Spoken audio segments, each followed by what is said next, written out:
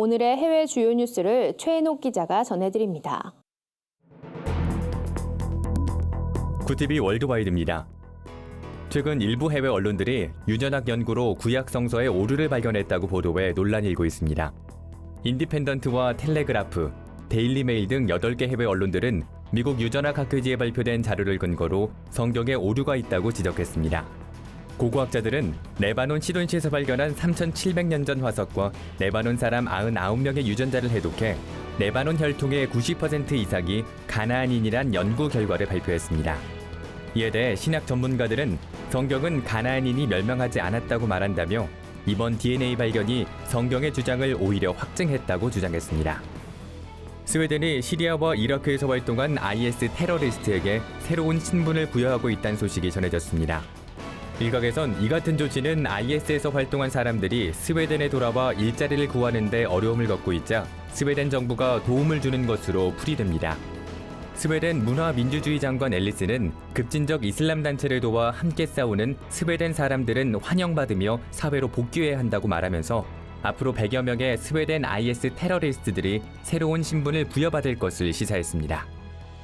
캐나다의 한 성공회 교회가 시리아 무슬림 난민을 위해 예배당을 개방했습니다.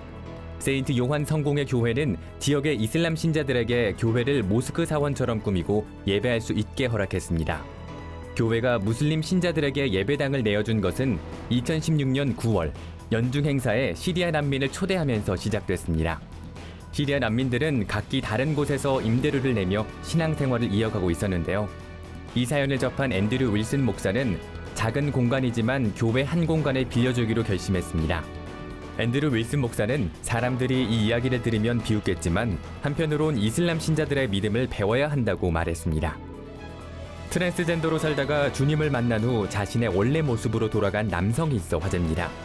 레바논 출신의 안토이네 부에즈는 트랜스젠더로 살면서 세상의 편견에 외로움과 공허함을 느끼며 살았습니다.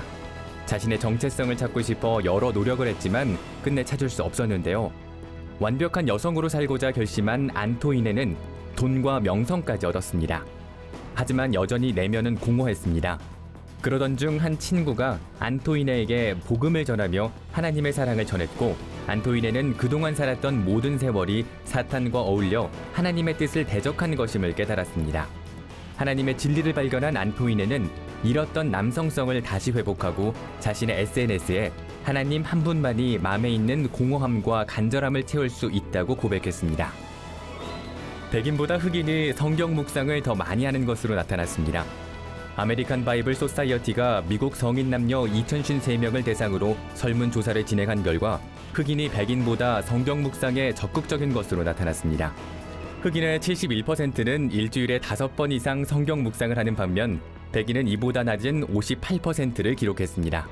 또한 흑인 중 29%는 한 번 성경을 읽을 때 1시간 이상 읽는 것으로 나타났습니다. 또한 이번 조사에서 흑인은 95%가 집에 성경책을 한 권씩 가지고 있으며 74%는 성경을 더 읽어야 한다는 필요성을 느끼는 것으로 나타났습니다. 구티비 뉴스 최인옥입니다.